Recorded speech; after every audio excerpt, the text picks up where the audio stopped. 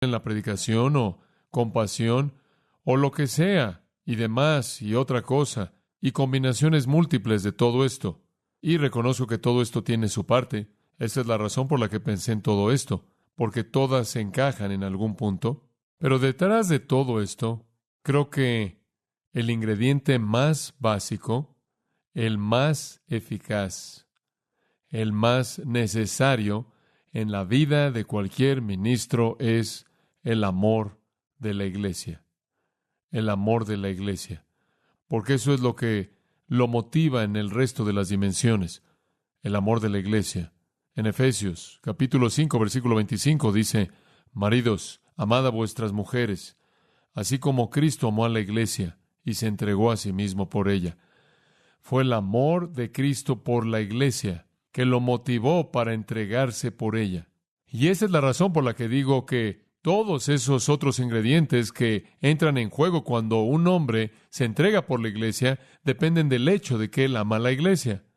En Hechos, capítulo 20, y hay muchos versículos que podremos ver en este pasaje en particular, dice en el versículo 28, Pablo hablándole a los pastores o ancianos efesios: Mirad por vosotros y por todo el rebaño en que el Espíritu Santo os ha puesto por obispos, para apacentar la iglesia del Señor, la cual él compró con su propia sangre. Pablo está diciendo que, recuerden, tienen una obligación de alimentar a la iglesia. ¿Qué iglesia? La iglesia que él compró con su propia sangre.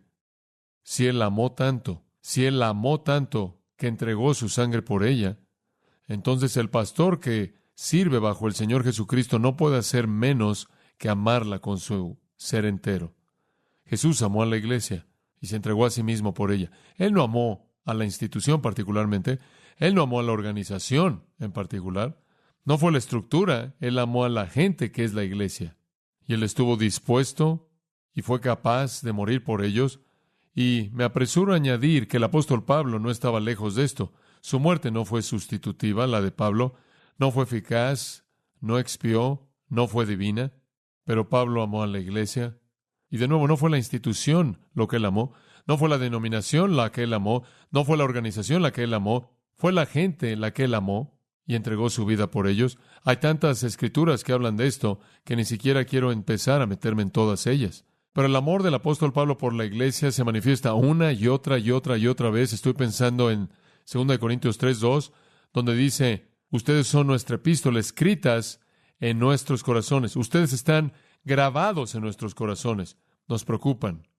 Como veremos más adelante, y solo lo menciono en este punto, 2 Corintios capítulo 6, versículo 11, él dice: oh, vosotros corintios, nuestra conversación hacia ustedes es franca, nuestro corazón está abierto, los amamos. En 2 Corintios capítulo 12, esa afirmación tan melancólica en el versículo 15, yo con gusto me gastaré y seré gastado por vosotros, aunque amando más, sea amado menos. Moriré por ustedes, él dice, aunque entre más los ame, menos me amen ustedes.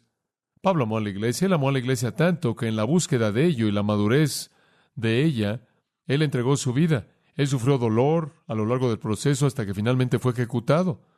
Lo vemos una y otra vez en las epístolas, Filipenses, Colosenses primordialmente, el amor del apóstol por su iglesia. En Filipenses 1:7 dice él: porque os llevo en mi corazón, los tengo en mi corazón. En Colosenses capítulo 1 vimos antes en el versículo 24 que literalmente se gozó en sufrir por causa de la iglesia, de la cual él fue hecho un ministro. Pablo amó a la iglesia. Y usted tiene que decir, creo que su vida entera fue una relación de amor con la iglesia, la gente, la comunidad de creyentes. Y la razón por la que él amó a la iglesia tanto es porque él amó al Señor tanto. Y si usted ama al Señor, usted amará a aquel a quien el Señor ama. 1 Juan 5, el que lo ama a él, amará a aquel que es engendrado por él. ¿Se da cuenta? Esa es la razón por la que Juan dice: es imposible decir que usted ama a Dios y no ama a los hermanos, porque quien lo ama a él, amará a aquel que es engendrado por él. Realmente nunca fue la iglesia de Pablo, fue la iglesia de Cristo. Y él amó a Cristo tanto que él amó lo que Cristo amó, y él entregó su vida por lo que Cristo entregó su vida. Y esa fue la motivación que lo hizo purificar su vida, que lo hizo predicar con poder, que lo hizo actuar con compasión, que lo hizo aplicar su mente a las cosas de Dios, que lo hizo valiente. Fue todo eso lo que fue una consecuencia del amor profundo hacia la iglesia. Y le voy a decir esto, cristiano: usted nunca servirá a Dios a favor del pueblo de Dios con ningún tipo de motivación fuera de un amor total por la iglesia. Es necesario. Él entregó su vida amando a la iglesia. En 2 Corintios capítulo 11, solo quiero que me acompañe al versículo 23 y le recuerdo un pasaje que probablemente ha leído muchas veces. 2 Corintios 11, 23, él dice, ¿son ministros de Cristo? Es un poco sarcástico aquí. Él está hablando de sus críticos realmente. ¿Son ministros de Cristo? Hablo como necio, claro. Hay sarcasmo ahí. Yo más. En trabajos más abundante, en azotes sin número, en cárceles más, en peligros de muerte muchas veces. Y él procede a decir que 5 veces él recibió 39 azotes. 3 veces he sido azotado con varas. Y tomaban muchas varas, una especie de varas delgadas, y las amarraban con una cuerda y golpeaban a la persona con ellas. Él sufrió naufragio una noche y un día ha estado como náufrago en alta mar, en caminos muchas veces, en peligros de ríos, de ladrones, de los de mi nación, peligros de los gentiles, en la ciudad, en el desierto, en el mar, de falsos hermanos, y él sigue, cansancio, dolor y demás, sed, desnudez, ayuno y demás. Y después en el versículo 28 él dice, y además de otras cosas, esas cosas de afuera, la ansiedad primordial de mi vida es lo que viene sobre mí diariamente, la preocupación de todas las iglesias. No es lo de afuera que me molesta tanto como la ansiedad interna, la presión diaria. Bueno, dice usted, ¿cuál fue la presión? La presión que viene automáticamente en un hombre de Dios que ama a la iglesia, porque él vive y muere con todo éxito y fracaso en la vida de la gente a la que ama. El ministro va a pasar la mayor parte de su vida con el corazón quebrantado, y la va a pasar con el corazón quebrantado porque habrán tantas personas en la iglesia que van a quebrantar su corazón, van a romper su corazón, y va a tratar de equilibrar eso con estar gozoso por la gente que está haciendo lo que Dios quiere que hagan. Demas rompió el corazón de Pablo porque él lo dejó. Los judaizantes entraron infiltrando a las iglesias en Galacia e hicieron que Pablo se enfureciera tanto que escribió Gálatas, la cual es simplemente un río de enojo contra la falsa doctrina y aquellos que quieren destruir a la iglesia. Si usted lee Efesios, usted puede percibir sus lágrimas. Conforme usted lee Hechos 20, usted puede ver sus lágrimas. Conforme lee el libro de 1 Corintios, como lo hemos estado haciendo en nuestros estudios en el Día del Señor en la mañana, podemos oír y sentir su corazón conforme palpita y derrama la verdad de Dios para contraatacar el pecado del hombre. En 1 Corintios estudiamos, se acuerdan, en el capítulo 4, y simplemente le pido que vea el versículo 11.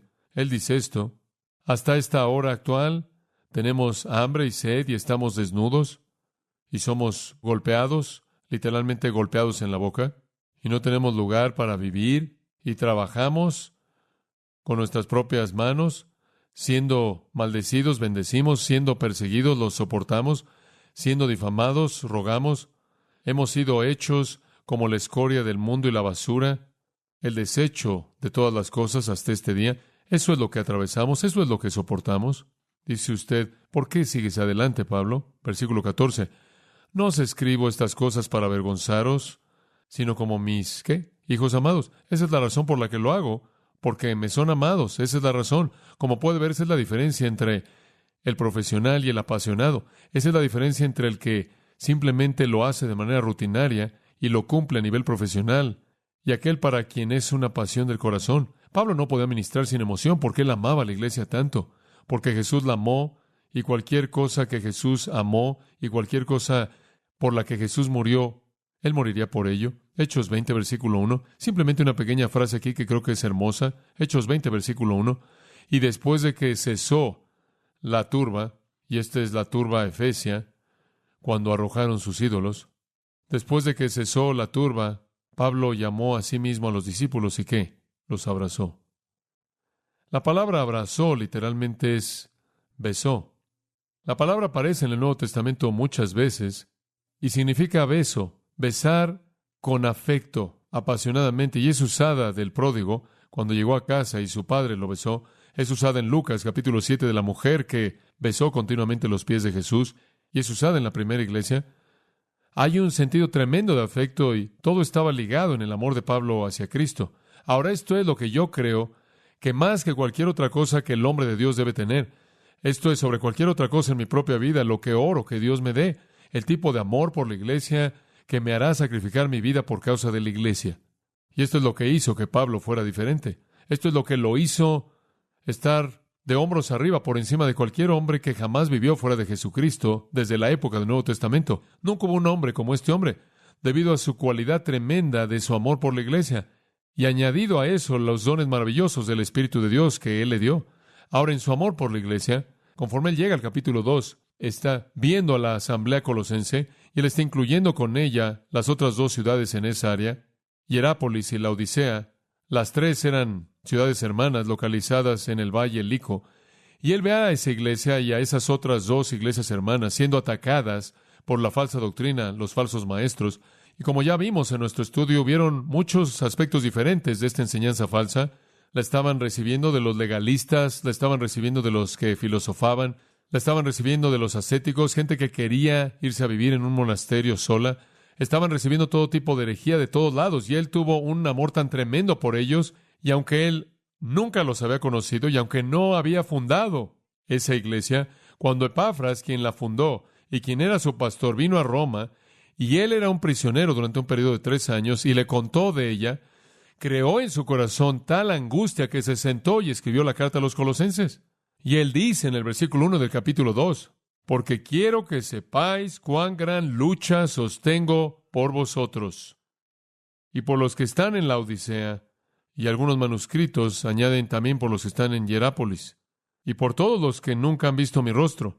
Me gustaría, dice él, que supieran cuánto me duelo por ustedes. Y entonces él escribe, en la parte inicial del capítulo 2, él derrama su amor. ¿Y sabe usted lo que termina haciendo? Termina haciendo una expresión de los deseos más profundos que él tuvo por la iglesia. Él derrama su corazón y escucha lo que dice. Tengo este gran conflicto, versículo 2, para que sean consolados sus corazones unidos en amor, hasta alcanzar todas las riquezas de pleno entendimiento, a fin de conocer el misterio de Dios, el Padre y de Cristo, en quien están escondidos todos los tesoros de la sabiduría y del conocimiento.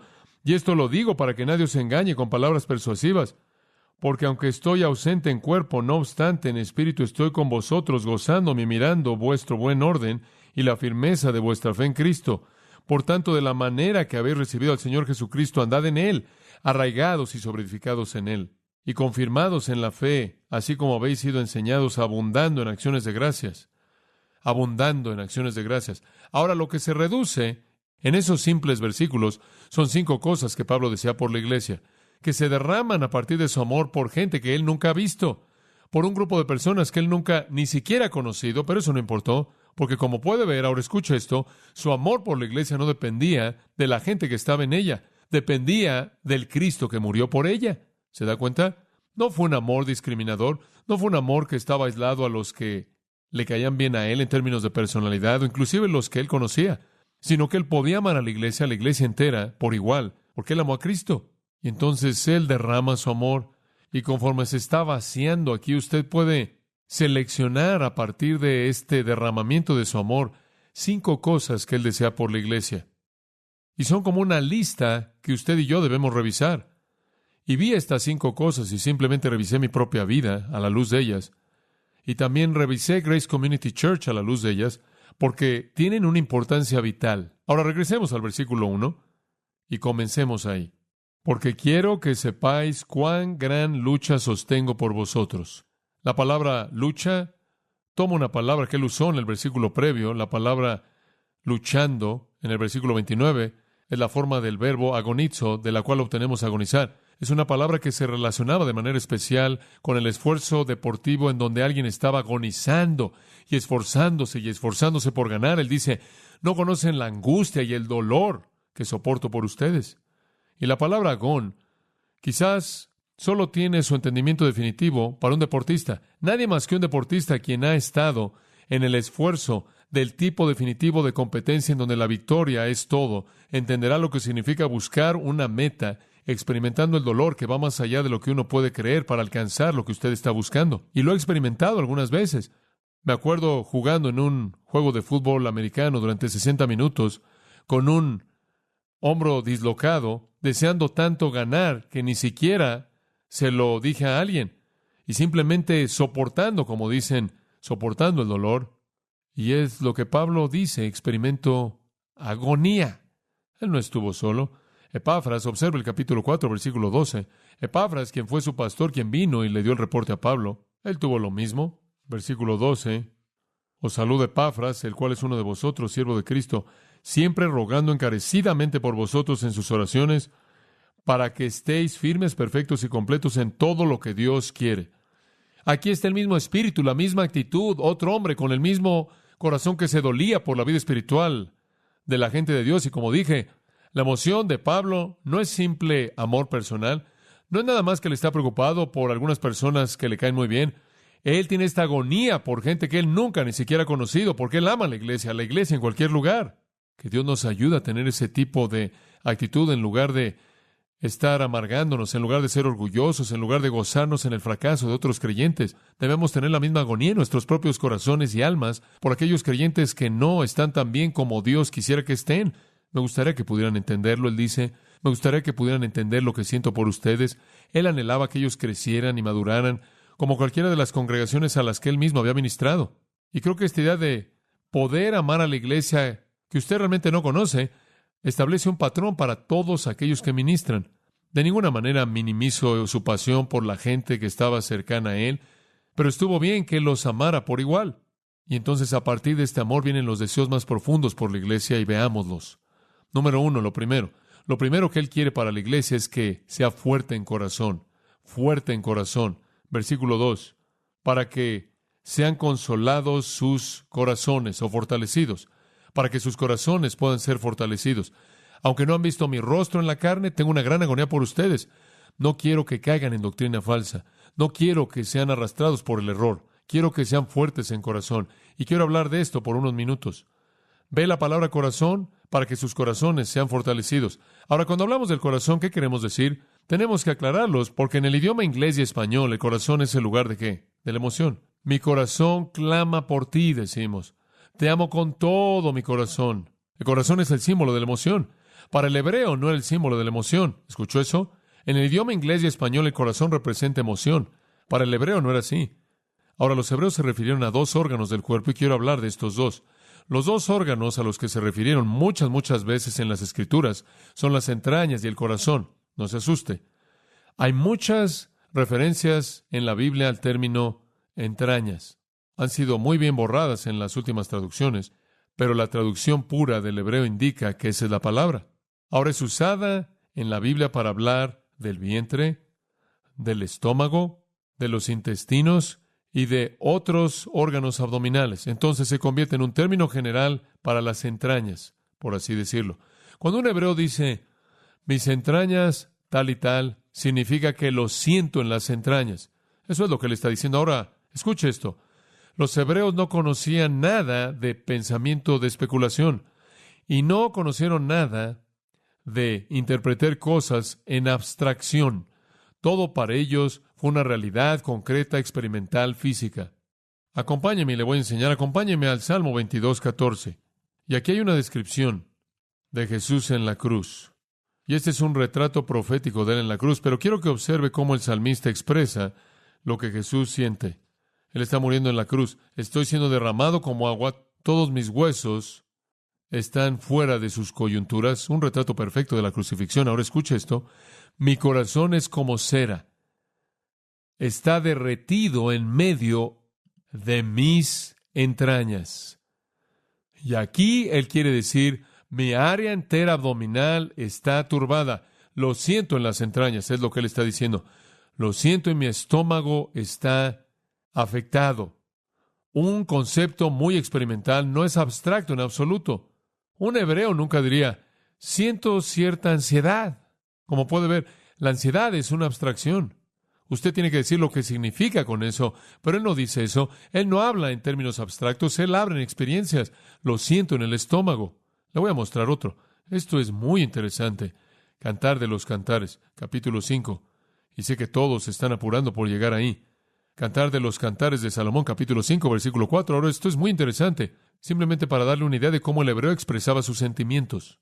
Ahora usted tiene que tener el retrato aquí, el panorama. La novia está esperando al novio. Es tiempo de consumar el matrimonio. Esta es una gran hora. Ahora escuche. El hebreo dice en el versículo 4, mi amado colocó su mano en la puerta y mis entrañas se movieron por él. Ahora dice, espera un momento. ¿Eso está en la Biblia? Eso está en la Biblia. Dice usted, ¿qué significa, John? Eso significa que las entrañas incluyen el área entera, incluyendo la incitación del deseo sexual en el cuerpo humano. Toda esa área, inclusive el sentimiento en el área genital, fue expresado por los hebreos en esa terminología. Como puede ver, no dijeron, y comencé a sentir una pasión grande, abrumadora. Esa es una abstracción. El hebreo lo definió en su nivel más bajo de sentimiento experimental. Ahora vamos a apurarnos a llegar a Lamentaciones 2, porque no queremos detenernos en ese punto en particular. Lamentaciones capítulo 2, versículo 11.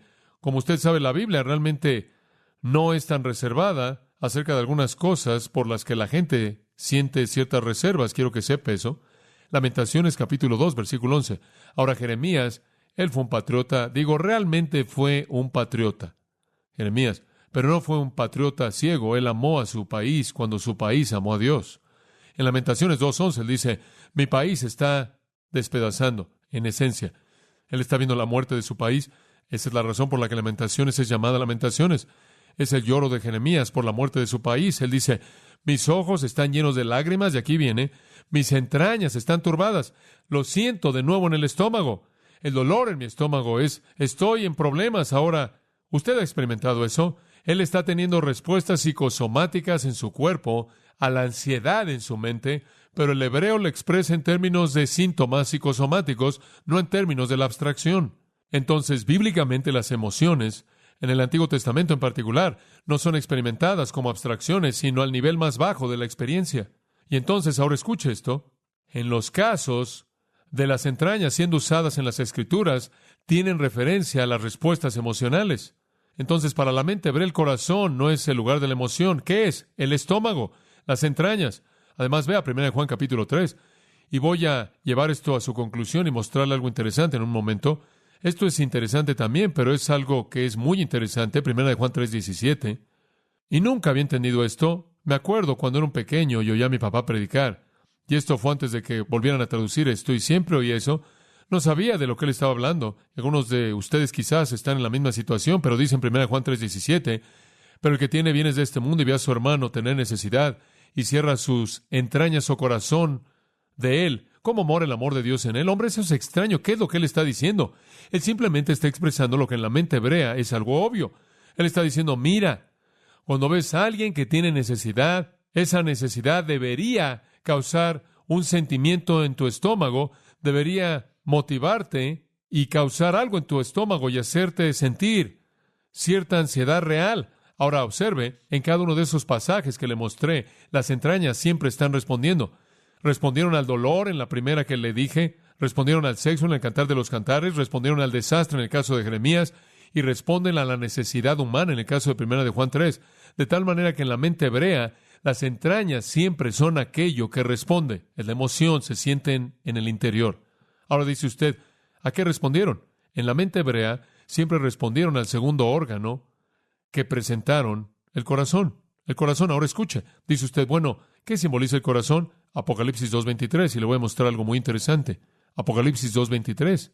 Y podríamos ver montones y montones de versículos bíblicos relacionados con el corazón para mostrar esto, pero simplemente le voy a dar un par de ellos y lo puede estudiar por usted mismo. Pero quiero mostrarle el punto. Apocalipsis 2:23, a la mitad del versículo.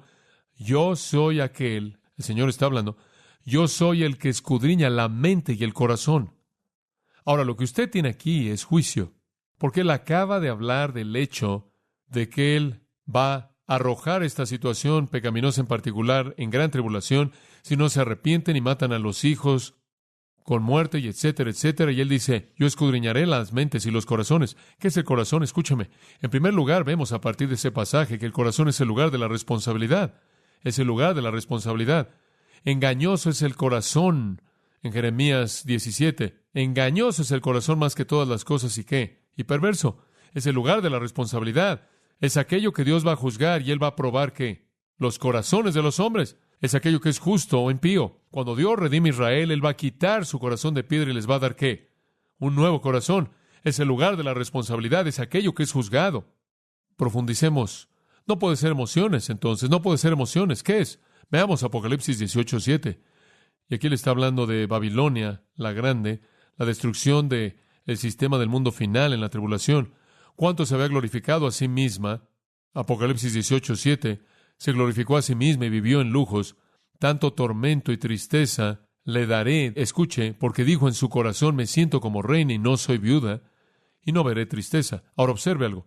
Decir en su corazón es una metáfora para hacer ¿qué? Pensar. Ella dijo en su corazón. ¿Qué significa eso? Ella pensó en su mente. ¿Qué entonces es lo que presenta el corazón? No las emociones, sino la mente. El intelecto y la mente están constituidos de dos cosas. El intelecto y la mente, ese es el corazón, en terminología bíblica. En tiempos antiguos usted no encuentra que ellos se referían al cerebro. Escuche este. Dice el necio en su cerebro. No. Dice el necio en qué? En su corazón. ¿Por qué? Porque el corazón era el lugar donde pensaban. Era el lugar donde pensaban. Entonces el corazón representa la mente y establece el ritmo, y las entrañas representan a la emoción que responde. Dice usted, bueno, ¿cómo es que llegaron a este descubrimiento? Bueno, es fácil saber cómo llegaron a las entrañas, estando conectadas con las emociones, porque cuando se emocionaban comenzaban a tener lo que tenemos en la actualidad: colitis, problemas de estómago y todos esos síntomas que tenemos, ¿verdad? Estamos bien ahí. Pero ¿cómo sacaron el corazón del cerebro? Bueno, alguien se dio cuenta de eso, porque cuando el cerebro está realmente funcionando, el corazón realmente está operando, y podían sentir que estaba latiendo. Pero así es como lo hicieron. El pensamiento realmente serio, dice un hebreo, puede ser sentido en el latir del corazón, porque conforme el corazón piensa y las entrañas responden con emociones, eso es lo que usted es. Ahora recuerde esto: en la mente del hebreo y en la revelación de Dios, las emociones nunca inician, siempre responden. El corazón piensa y las emociones responden. Ese es el patrón divino. Y usted sabe, cuando alguien viene a mí y me dice, no puedo controlar mis emociones, tus entrañas están fuera de control, ¿es eso? Terminología hebrea. Tiene un problema real. No puedo controlar mis emociones. ¿Sabe por qué? Porque sus emociones solo serán controladas por su mente, porque la emoción responde. La clave para controlar sus emociones es llenar su mente con la verdad divina. Esa es la clave para controlar sus emociones. Como puede ver, las emociones responden a lo que la mente percibe como verdadero. ¿Escuchó eso? Sus emociones responderán a lo que su mente percibe como verdadero, inclusive si no es verdad. Pruébelo. ¿Alguna vez ha estado acostado en la cama y de pronto se despierta cuando aterrizó después de caerse de ese edificio de 40 pisos? No se estaba cayendo, pero su mente lo percibió así, sus emociones respondieron eso. ¿Sabe lo que eso me enseña de las emociones? Nunca confíe en ellas. Nunca confíe en ellas, porque usted puede hacer que sus emociones hagan lo que usted quiere si usted tan solo puede hacer que su mente piense en percibir eso. Y la única manera en la que usted puede controlar sus emociones es asegurarse de que su mente esté llena de la verdad divina. Las emociones son como niños pequeños malos. Van a estar fuera de control si no las controla. Y dice usted, ¿cómo las controla? Usted las controla indirectamente al alimentar la mente. Permítame llevarlo a 2 Corintios 6. 2 Corintios capítulo 6, versículo 11, de regreso a ese pasaje que le mencioné antes a usted. Y aquí está lo que él dice. 2 Corintios 6, 11. Oh, vosotros corintios, nuestras palabras para ustedes son francas, nuestro corazón está abierto. Ahora escuchen, corintios, escúchenme. Mis palabras para ustedes son directas, francas. No estoy reteniendo nada y mi corazón o mi mente está abierta. Escuchen, tengo todo tipo de verdad que decirles. Está en mi cerebro y mi cerebro está abierto. Está en mi boca y mis palabras están abiertas y son directas. Ahora escuche esto. Pero por nuestra parte no hay restricción. Pero hay restricción en sus afectos. ¿Sabe lo que el griego literal es ahí? Están apretados en sus entrañas. Esa es la traducción literal.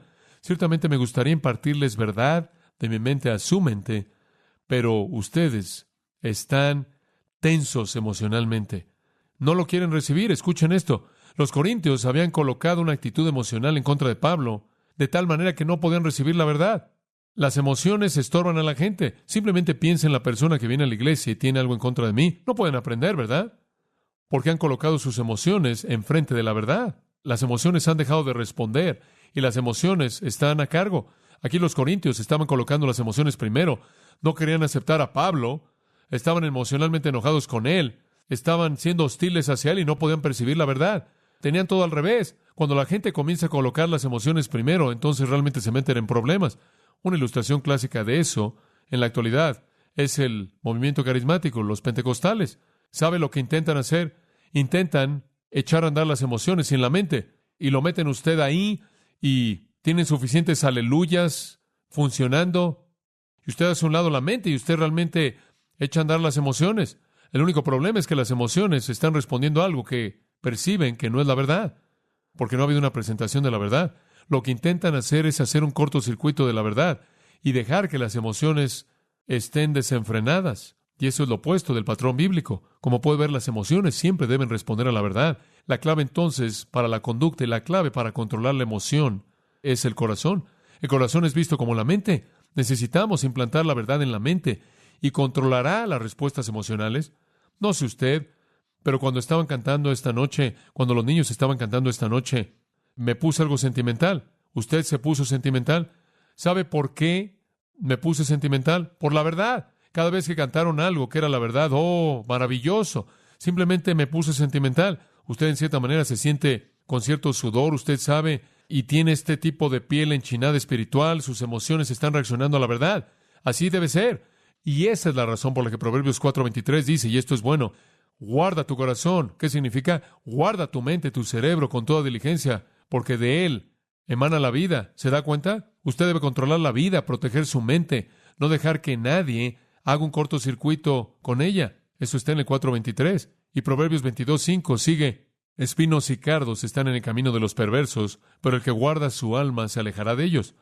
La misma terminología básica de guardar la mente, el hebreo, lo encuentra en Proverbios 23:19. Oye, hijo mío, y sé sabio, y guía tu corazón en el camino.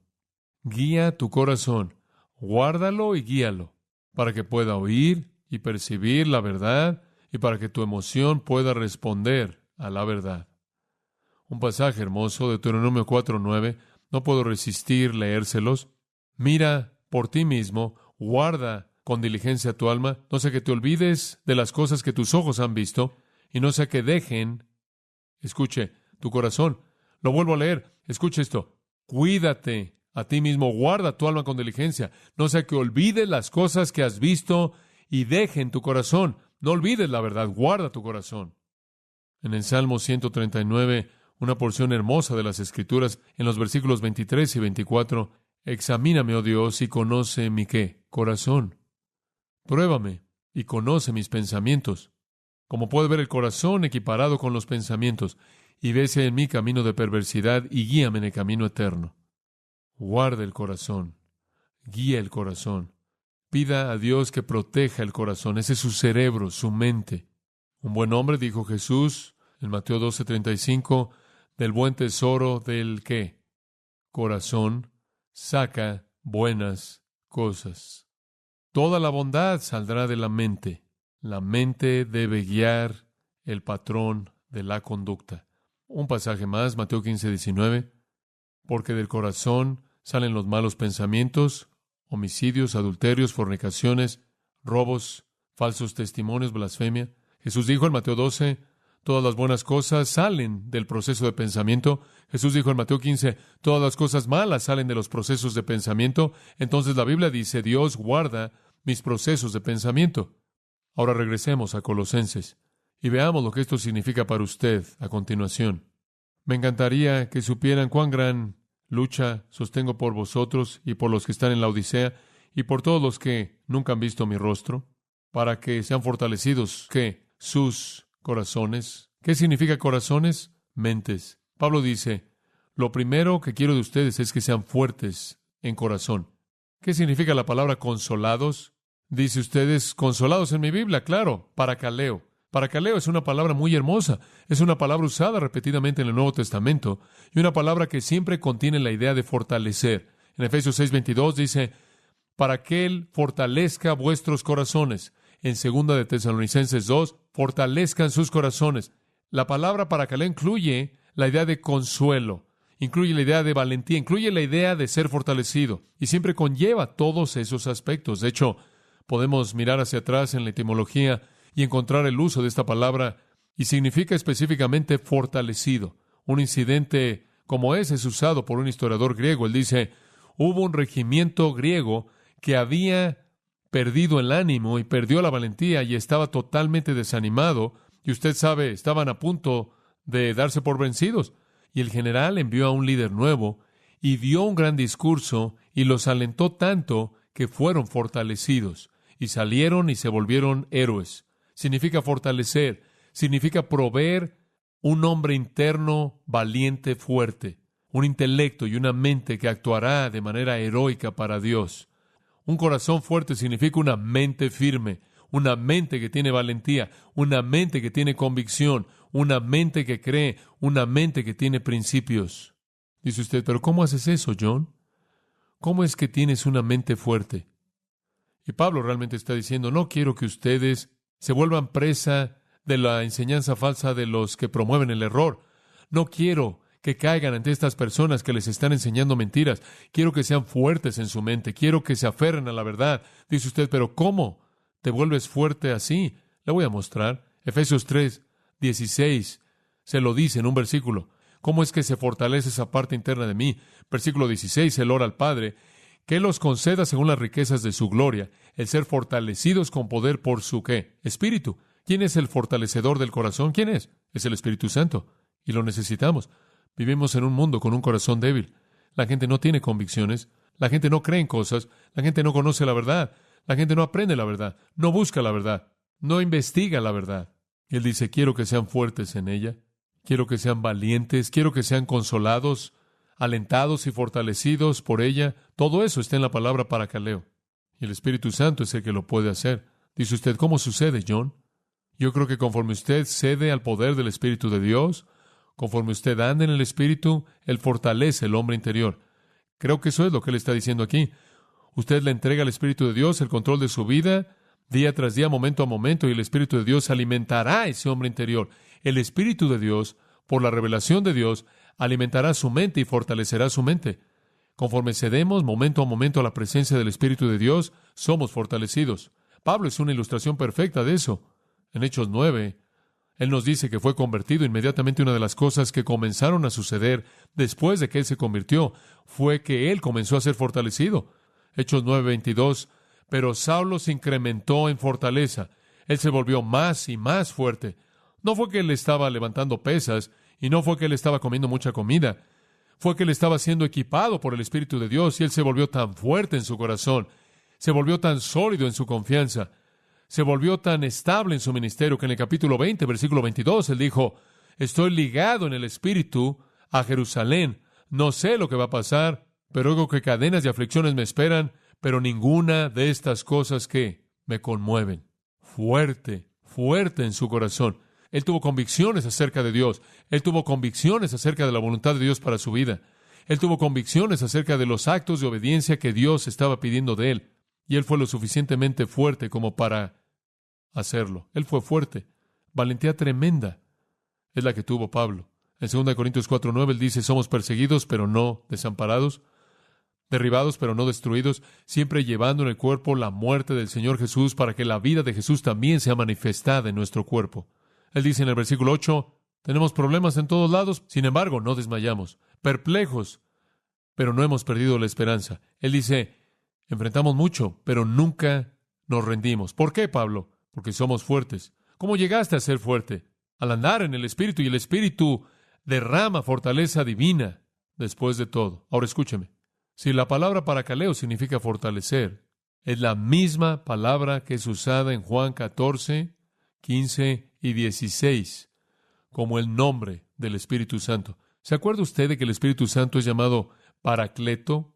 El Paracleto. Esa es la palabra idéntica. Usted podría traducir esos versículos de esta manera. Juan 14, 16. Esto sería preciso según el significado de la palabra.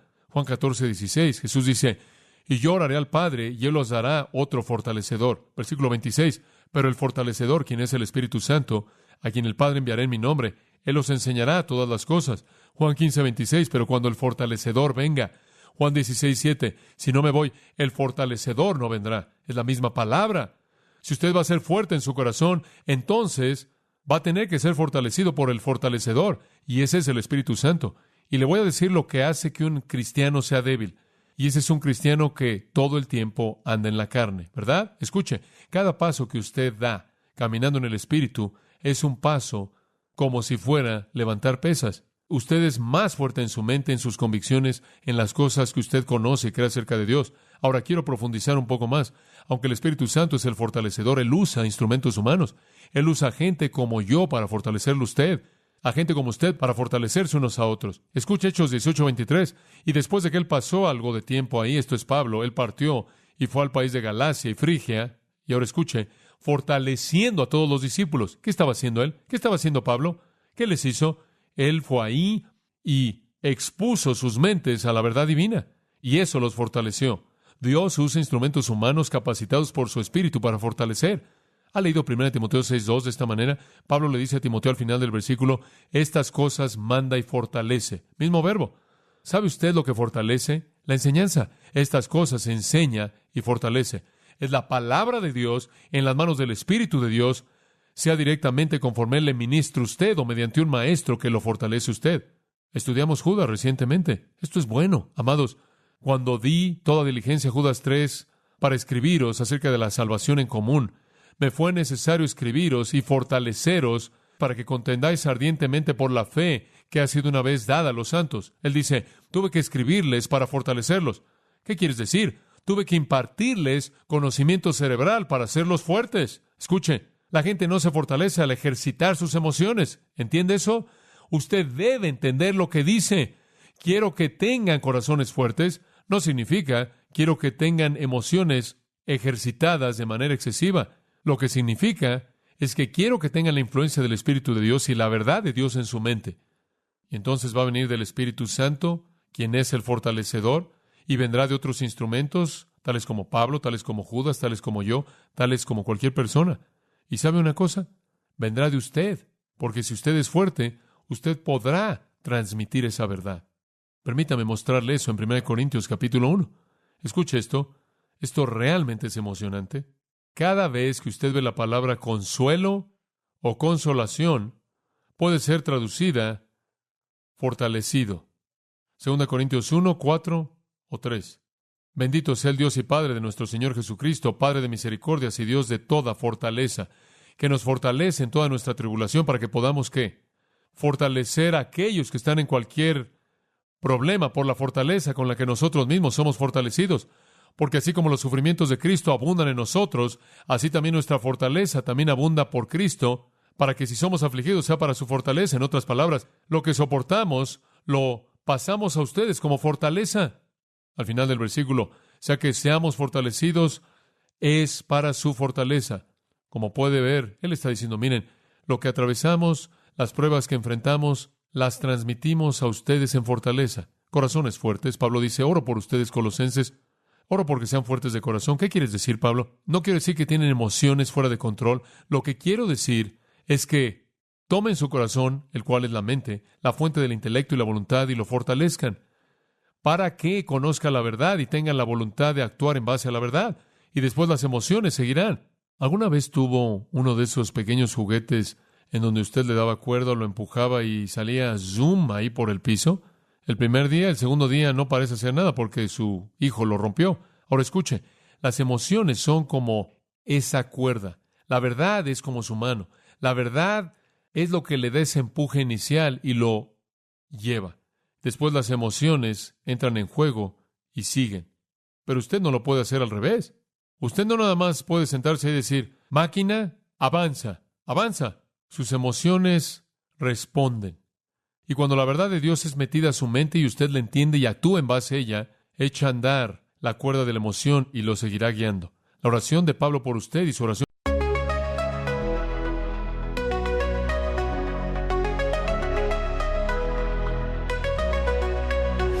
In the haze of neon dreams, I wander through the night, lost in a sea of stars where your whispers take flight.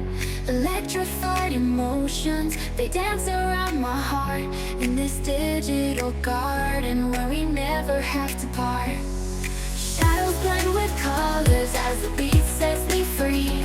Every note a memory, every rhythm you and me. Echoes of you in synth waves, feel you near in the pulsing haze. It's such a world where we collide. You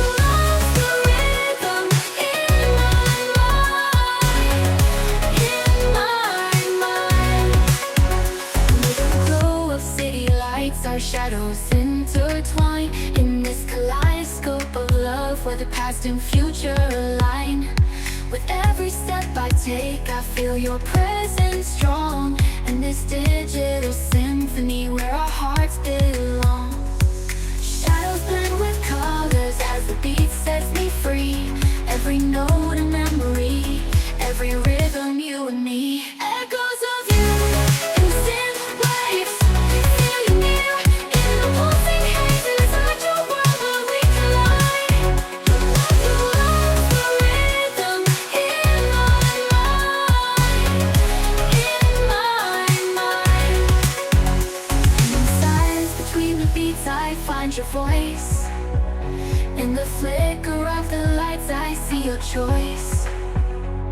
Together in this dream we'll never fade. In the echoes of our love we'll always stay. Echoes of you in the synth waves, feel you near in the pulsing haze. Inside your world where we collide. You love the rhythm in my mind. Music fades away in the quiet of the night. Your echoes stay with me in the softest synth light. In this digital garden where our love resides.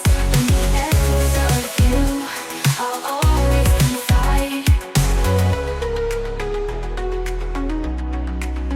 As the music fades away in the quiet of the night, your echoes stay with me in the softest synth light.